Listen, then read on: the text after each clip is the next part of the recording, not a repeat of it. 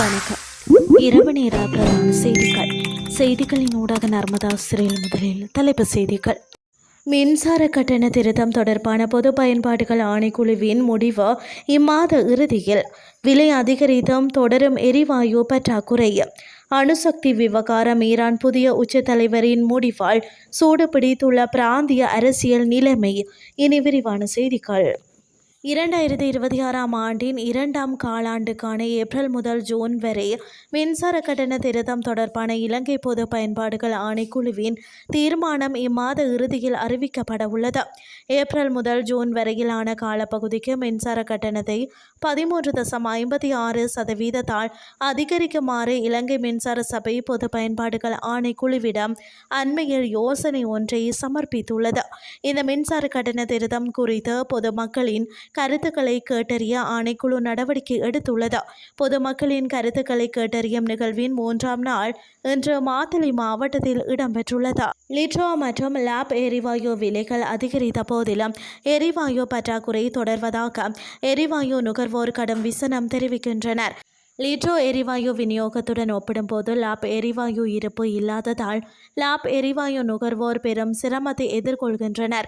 மேலும் கொழும்பு மற்றும் அதை சுற்றியுள்ள பகுதிகளில் உள்ள நுகர்வோர் விற்பனை முகவர்களிடம் லிட்ரோ எரிவாயு இருப்பு இல்லாததால் எரிவாயு சிலிண்டரை வாங்க பல மணி நேரம் வரிசையில் காத்திருக்க வேண்டியுள்ளது என்று கூறுகின்றனர். மேல் மாகாணத்தின் 3 மாவட்டங்களிலான கொழும்பு, களுத்துறை மற்றும் கம்பகாவிலும் எரிவாயு பற்றாக்குறை கடுமையாக உள்ளது. அதே நேரத்தில் குருநாகல், கண்டி மற்றும் இரத்தினபுரி உள்ளிட்ட அனைத்து மாவட்டங்களின் நகரப்புறங்களிலும் எரிவாயு பற்றாக்குறை இருப்பதாக நுகர்வோர் தெரிவித்தனர். போதுமான எரிவாயு கையிருப்பு இல்லாததால் நுகர்வோர் எரிவாயு வாங்க வரிசையில் நிற்க வேண்டிய நிலை ஏற்பட்டுள்ளதாகவும் எரிவாயு விற்பனை செய்யும் போதும் ஹோட்டல்கள் போன்ற வணிக இடங்களுக்கு முன்னுரிமை அளிக்கப்படுவதாகவும் லிட்ரோ எரிவாயு விற்பனை பிரதிநிதிகள் தெரிவிக்கின்றனர். போதுமான எரிவாயு கையிருப்பு இல்லாததால் தாங்களும் பெரும் சிரமத்தை எதிர்கொள்வதாகவும் விலை உயர்வுக்கு பிறகு போதுமான எரிவாயு கையிருப்பு கிடைக்கும் என்றும் நம்புவதாகவும் லாப் எரிவாயு விற்பனை பிரதிநிதிகள் தெரிவிக்கின்றனர்.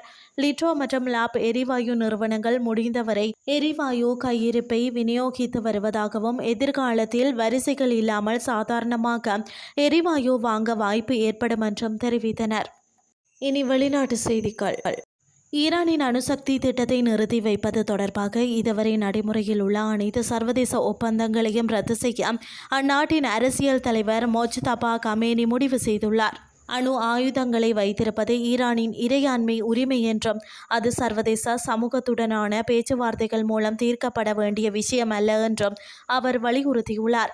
ஈரானின் உச்ச தலைவராக பலரின் கவனத்திற்கும் உள்ளான மொஜ்தபா கமேனியின் இந்த முடிவால் பிராந்திய அரசியல் நிலைமை மிகவும் சூடான திருப்பத்தை எடுத்துள்ளது. அணுசக்தி திட்டத்தில் அதன் முந்தைய மென்மையான அணுகுமுறையை கைவிட்டு அணுசக்தி சக்தியாக மாற்றுவதற்கான இலக்கை நோக்கி ஈரான் இப்போது நேரடியாக நகர்ந்து வருவதாக தெரிவிக்கப்படுகிறது.